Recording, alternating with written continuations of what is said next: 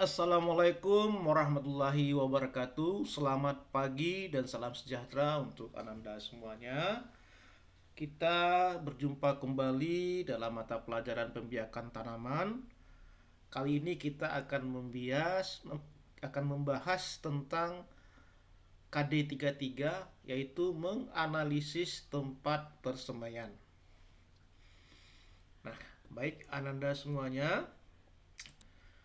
Nah, apa itu persemaian? Persemaian adalah suatu tempat atau lokasi di mana di sana dilakukan kegiatan pembuatan bahan tanaman berupa bibit yang siap untuk ditanam di lahan tanam.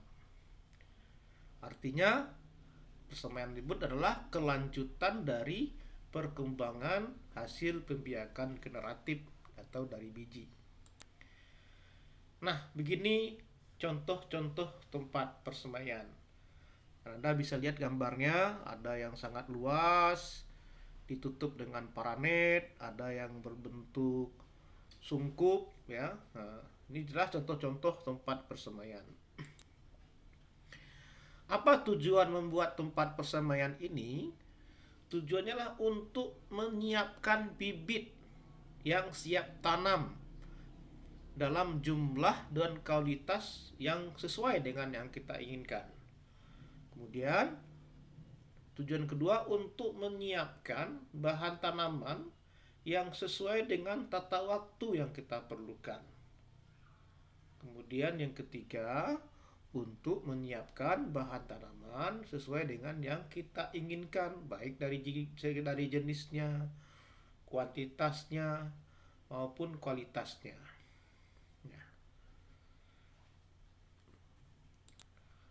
Nah, macam-macam persemaian berdasarkan waktu dan waktu penggunaannya. Ya, yang pertama, persemaian sementara atau persemaian tidak tetap. Apa itu? Apa kriteria persemaian tidak tetap ini? Nah, biasanya ini tempat persemaiannya, lokasinya tidak terlalu luas. Dan produksi bibit yang dihasilkan juga relatif kecil. Kemudian jenisnya juga sangat terbatas, mungkin hanya satu jenis bahan tanam saja, atau yang akan kemudian jangka waktu yang digunakan tempat persemaian ini ya mungkin hanya sekali atau 2 sampai 3 kali saja. Kemudian dia ini selalu mengikuti lokasi tanaman yang biasanya dibuat di dekat dengan lokasi tanaman. Misalnya kita akan berkebun melon, maka persemaiannya dibuat di samping kebun melon. Kita akan bertanam padi di sawah, ya biasanya dibuat di sawah itu juga, itu tempat persemaiannya. Nah, perlengkapan dan peralatan yang digunakan juga sangat sederhana. Kemudian apa kekurangan dan kelebihan persemaian sementara ini? Ya, kekurangannya adalah biaya persemaiannya mahal. Karena apa? Karena tersebarnya pekerjaan dengan hasil sedikit. Kenapa? Karena dia mengikuti tempat eh, lahan tanaman. Kalau tempat lahan tanaman kita banyak, ya persemaiannya dibuat banyak karena berada di samping lahan tanam tersebut. Kemudian keterampilan petugasnya sulit ditingkatkan karena petugasnya ya sering berganti-ganti tergantung siapa yang bekerja di sana. Nah, biasanya sering gagal karena kurang terlatihnya pekerja. Ya, lokasi persemaiannya karena terpencar sehingga sulit untuk diawasi. Nah, apa kelebihannya? Kelebihannya adalah keadaan ekologi selalu mendekati keadaan yang sebenarnya karena dibuat dekat lokasi tanam. Kemudian biaya pengangkutannya lebih murah karena berada di dekat di lokasi tanam. Kesuburan tanah tidak jadi masalah karena selalu berpindah-pindah setelah tanah kurang subur. Tenaga kerja sedikit sehingga mudah kepengurusannya. Kemudian persemaian permanen atau tetap. Apa kriterianya? Lokasinya tertentu. Jadi tidak mengikuti list tanam. Nanti kita sediakan satu lokasi khusus untuk persemaian tetap ini. Kemudian luas persemaiannya bisa mencapai hektar-hektaran. Dan penggunaannya berulang kali. Karena memang dibuat khusus untuk persemaian. Kemudian tentu ditunjang dengan perlengkapan dan peralatan yang lebih lengkap. Nah, Apa kekurangan dan kelebihannya? Kekurangannya adalah keadaan ekologinya nggak selalu mendekati yang sebenarnya. Kemudian biaya pengangkutannya juga lebih mahal karena dia berada di satu tempat. Kemudian kalau tempat lokasi tanam jauh ya tentu perlu biaya. Kemudian membutuhkan biaya investasi yang lebih tinggi. Kemudian kelebihan persemaiannya, kesuburan tanah dapat dipelihara, kemudian dapat dikerjakan secara mekanis, pengawasannya dan pemeliharaannya lebih efisien karena memang ada yang bertugas di sana khusus. Kemudian perencanaan pekerjaannya lebih teratur, produksi hasil bibit yang dihasilkan juga tinggi, dan kualitas dan pertumbuhannya bisa seragam karena memang di sana betul-betul dijaga karena memang dibuat khusus tempat persemaiannya. Nah, persyaratan tempat persemaian. Yang pertama, persyaratan dari aspek teknis. Yang tentu kita pilih lokasinya adalah dekat dengan jalan, baik jalan darat maupun jalan sungai. Kemudian tentu dekat dengan sumber air. Kemudian luas yang juga memadai. Ya, sebab kita memerlukan bibit seberapa banyak, maka luas temainya juga harus cukup ya untuk membuat bibit sebanyak yang kita inginkan. Kemudian mudah diperoleh media untuk semainya seperti pupuk kandangnya, tanah hitamnya, dan lain-lain sebagainya. Kemudian persyaratan dari aspek fisiknya, ya topografinya harus datar atau landai. Bila tidak datar ya perlu dibuat terasering. Kemudian tanahnya mempunyai sifat fisik dan chemistry yang baik. Aerasinya juga harus baik. Kemudian juga tempatnya mesti memperoleh sinar matahari yang cukup dan iklimnya juga harus sesuai dengan bibit yang akan kita tanam. Nah, cara membuat tempat semai yang secara sederhananya adalah pertama pilih tanah yang subur atau gembur atau yang topsoilnya. Kemudian sediakan pupuk kandang. Kemudian campurkan tanah topsoil tersebut lebih kurang dengan 5 cm, kemudian dengan pupuk kandang dengan perbandingan 1:1 atau 2:1. Kemudian siram bedengan dengan air. Ya. Kalau kita buat dalam bentuk bedengan, ya siram dalam bentuk bedengan dengan air. Kemudian buat tiang penyangga atau bambu yang dilengkungkan, lalu tutup bedengan dengan paranet atau permanen. Paranet kalau kita ingin buat yang permanen, atau dengan plastik bening kalau kita menggunakan sistem buka tutup. Nah, nanti di akhir nanti di minggu depan Ananda akan melaksanakan praktikum membuat persemaian ini, ya. Nah, dalam membuat praktikum nanti Ananda juga harus membuat laporannya. Nah, contoh praktikumnya seperti ini. Contohnya adalah misalnya melaksanakan persemaian melon. Nah, dilaksanakan oleh kelas 10 HTPH misalnya. Oke.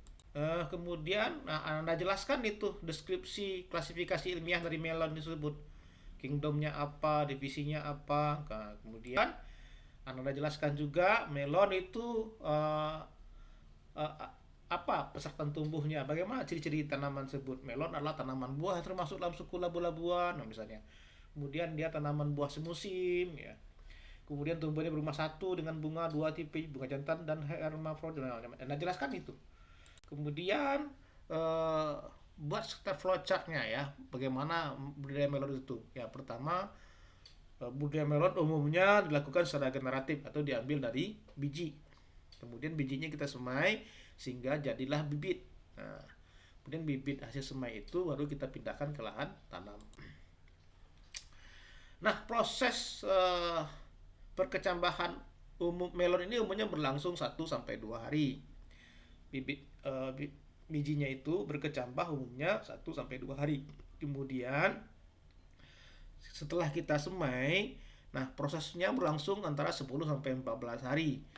Jika sudah tumbuh 2-3 daun, maka sudah kita sebut dia bibit dan siap untuk dipindahkan ke lokasi tanam. Ada jelaskan itu. Dijelaskan tujuannya apa, kemudian Ananda juga harus masukkan di situ keselamatan kerjanya, yang mesti menggunakan APD ketika bekerja dan lain sebagainya. Nah, alat dan bahan untuk persemaian melon diantaranya contohnya sprayer, APD-nya masker, sarung tangan, ember, kertas koran, cangkul, polybag, fungisida, tanah hitam, pupuk kandang dan lain-lain sebagainya. Nah, kemudian pertama-tama yang harus kita lakukan adalah mengecambahkan biji melon dulu. Yang sudah berupa benih yang sudah kita seleksi ya, yang benih yang sudah bernas bagus itu kita rendam dulu dalam air hangat yang mengandung fungisida selama 6 sampai 8 jam. Kemudian yang kedua, kemudian kita benih yang sudah kita rendam tadi kita tiriskan lalu ditebar di atas kain basah atau kertas koran yang telah dibasahi. Biarkan selama 1 sampai 2 hari sampai dia berkecambah. Kemudian sambil menunggu dia berkecambah, kita siapkan media tanamnya untuk persemaiannya berupa campuran tanah dengan pupuk kandang. Misalnya 2:1. Nah, kemudian tanah yang tadi kita siapkan polybag, kita masukkan ke dalam polybag sebagai tempat persemaiannya. Nah, kemudian kita tanamlah biji melon dan berkecambah tadi ke dalam media tanam di dalam polybag tadi. Lalu kita tempatkanlah di tempat persemaian yang sudah kita buat dan kita kasih paranet misalnya sebagai atapnya, atau kita dalam bentuk sungkup yang kita kasih plastik bening ya. Kemudian jangan lupa disiram secara teratur ya, tapi jangan sampai terlalu basah. Kemudian Anda amati setiap hari pertumbuhan melon tadi. Bagaimana pertumbuhannya? Apakah dia seragam? Apakah semuanya apakah semuanya bisa tumbuh atau tidak? Nah, ini tujuannya apa? Untuk melihat daya kecambah melon kita tadi, apakah 100% atau semuanya bagus perkembangannya atau memang tidak semuanya bagus. Atau merata atau tidak perkembangan dari melon kita itu. Buat laporannya seperti pada tabel. Nah, lalu Anda simpulkanlah hasil partikum Anda tadi. Oke? Nah, demikianlah materi kita tentang KD33, yaitu menganalisis tempat persemaian. Nah, minggu depan sampai kita akan berjumpa di dalam praktikum. Nah, jangan lupa karena kita ini masih dalam masa pandemi COVID-19, pada praktikum, pada praktek di sekolah nanti harus Ananda dalam keadaan sehat dan kemudian memakai masker dan sering mencuci tangan. Oke, sampai jumpa di pertemuan praktek tatap muka di sekolah. Kalau memang seandainya tidak memungkinkan, Anda dapat dilakukan di rumah masing-masing nantinya. Oke, baik, terima kasih. Assalamualaikum warahmatullahi wabarakatuh. Nanti buatlah referensinya apa sih data pustaka yang Anda gunakan untuk membuat